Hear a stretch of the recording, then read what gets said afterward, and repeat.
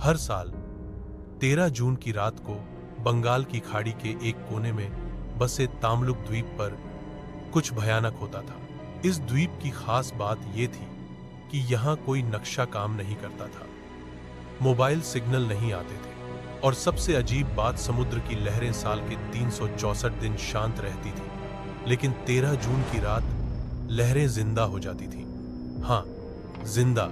कहानी शुरू होती है अलीशा से, एक 22 साल की खोजी पत्रकार जो अजीब घटनाओं पर वीडियो बनाकर यूट्यूब पर डालती थी। उसे एक गुमनाम मेल मिला, अगर सच्चाई जाननी है तो 13 जून को तामलुक द्वीप पर पहुंच जाओ, वरना देर हो जाएगी। मेल में एक वीडियो क्लिप भी थी, एक नाव जो पानी में डूब रही थी और कैमरे पर किसी ने लिखा था, ये लहरें इंसान नहीं छोड़ती। अलीशा के अंदर की आग भड़क उठी। वो अकेले अपने कैमरे और ड्रोन के साथ द्वीप पर पहुंची।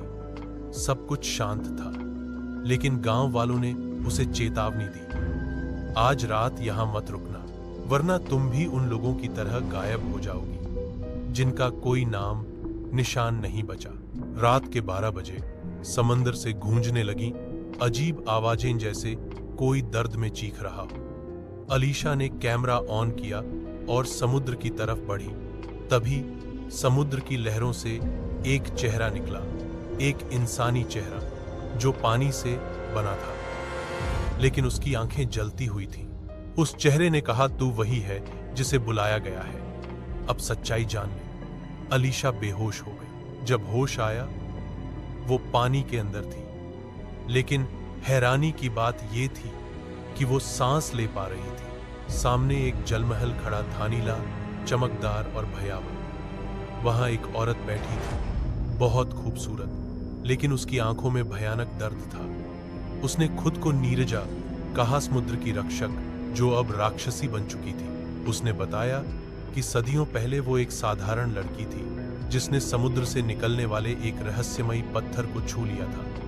वो पत्थर समुद्र की आत्मा था जिसे छूते ही वो रक्षक बन गई, लेकिन इंसानों ने लालच में आकर उस पत्थर को चुरा लिया और नीरजा को समुद्र में कैद कर दिया। अब हर साल 13 जून को समुद्र उसे आजाद करने की कोशिश करता है, इंसानों को निगलकर, और आज उसकी रिहाई का दिन है। लेकिन तुम मुझे आजाद कर सकती हो अलीशा, नीरजा बोली, अगर तुम उस पत्थर को वापस ला दो। अलीशा डर गई, लेकिन उसने हाँ कहा। तभी एक ड्रोन जो उसने उड़ाया था ऊपर से एक फुटेज भेजने लगा, एक पुरानी गुफा गांव के मंदिर के पीछे, जहां एक नीली चमक रही थी। अलीशा दौड़ पड़ी। गांव वाले उसे रोकने की कोशिश कर रहे थे, क्योंकि वो सच जानते थे, अगर पत्थर वापस गया तो नीरजा आजाद हो जाएगी और दुनिया बदल जाएगी। लेकिन अलीशा ने बिना डरे वो पत्थर उठाया और समुद्र में फेंक दिया। हवा कांपने लगी, समुद्र गरजा, लहरें उठीं और आसमान तक चली गई। नीरजा समुद्र से बाहर निकली। अब वो जल राक्षसी नहीं, एक चमकदार आत्मा थी। तुमने मुझे आजाद किया, उसने कहा, लेकिन अब समुद्र तुम्हारा रक्षक है। अगली सुबह अलीशा गायब थी।